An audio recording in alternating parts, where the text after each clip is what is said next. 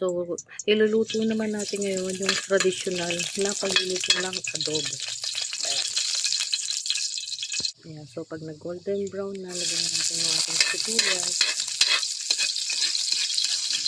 Isa lang ng bawang sibuyas. Ayan.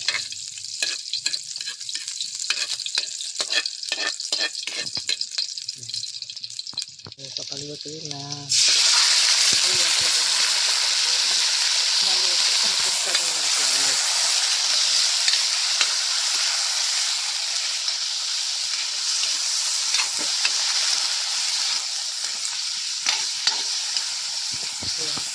so, kadalasan, akala ng iba, minamarinate muna ang manok bago iluto. Hindi nila alam na ang pagluluto ng adobo is ito yung pagmamarinate na stage. Ayan. At ang adobo, nilutong adobo is mas matagal na i-store ito, is mas magiging malasa. Iba kasi minamarinate pa sila, hindi nila akala, lalo ng mga dayuhan, hindi nila alam na sa pamamagitan ng pagluto ng adobo, ito na yung marination stage.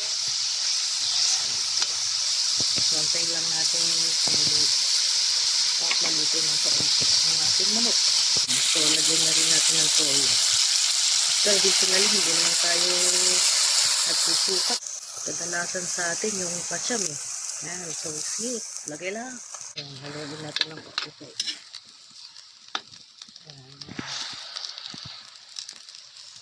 Ito ay kalahating kilo ng manok. Yan. So, lagyan natin ng isang supot lang ng paminta. Pwede nyo rin namang dagdagan pa ng paminta kung gusto nyo medyo mas maanghang-ahang ng konti. Yung iba gusto nilang sobrang anghang, pwedeng lagyan ng sili. Yung siling labon. Yan. Lagyan natin ang dahon ng laurel. Yan. So, hayaan lang po natin maluto ng gusto. And then, traditionally, ang talagang adobo, yung pinagmamantika natin, yung talagang yung tuyo siya. So, antayin natin siyang tuyo ng husto hanggang sa magmantika na siya.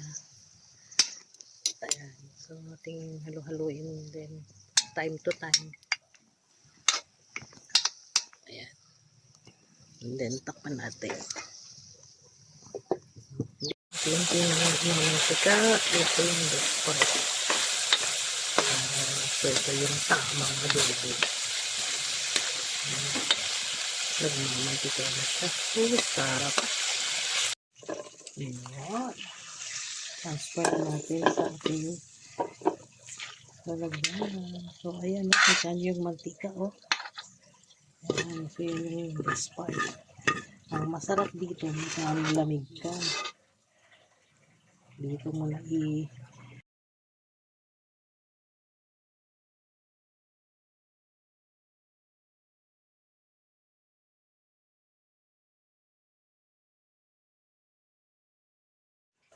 aking chicken adobo.